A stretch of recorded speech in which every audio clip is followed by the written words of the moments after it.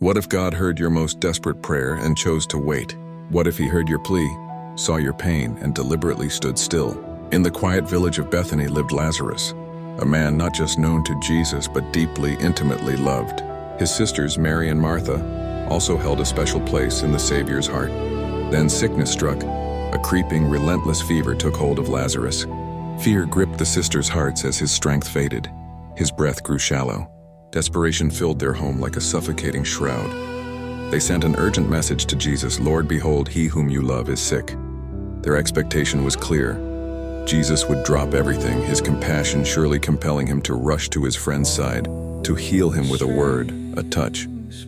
But Jesus didn't rush. He heard the plea, acknowledged the love, and then he deliberately stayed exactly where he was for 2 more days.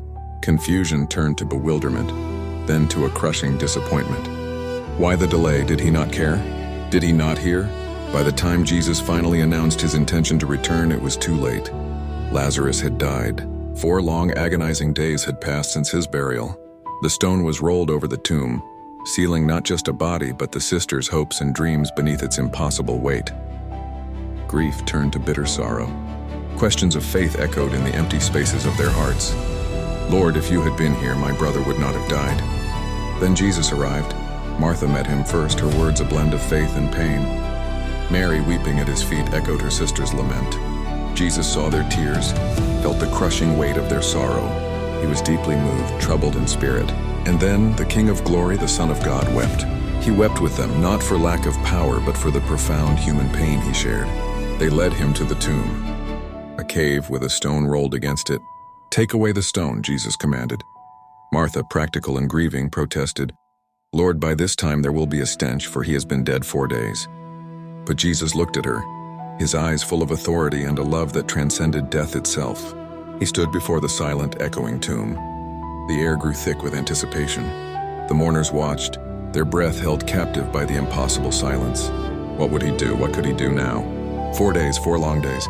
Could even God reverse what had so thoroughly taken hold? Jesus delayed not because he lacked compassion, but because he had a grander purpose. He waited until Lazarus was undeniably dead, until all human hope was exhausted, until the situation was utterly irreversible.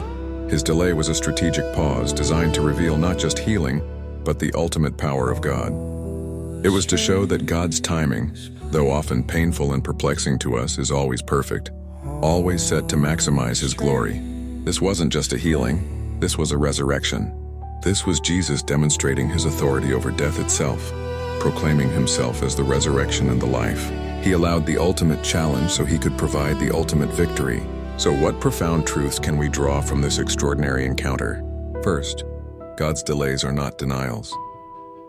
Just because God waits doesn't mean he has forgotten you or dismissed your prayer.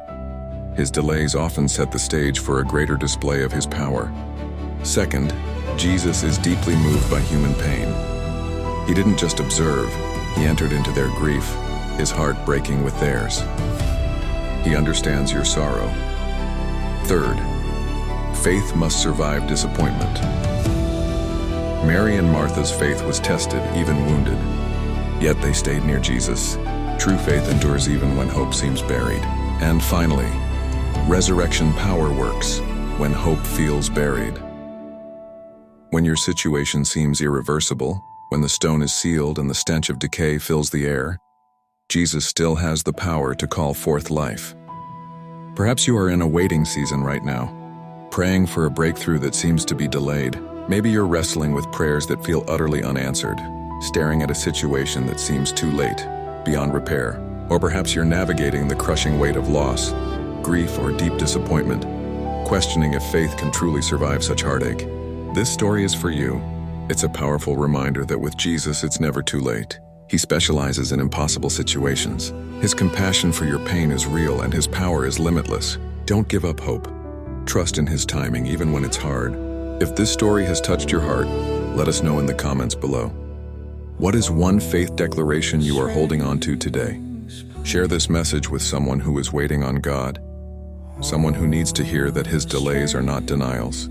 And for more life-giving Bible stories that strengthen your spirit, follow Whispers of the Word.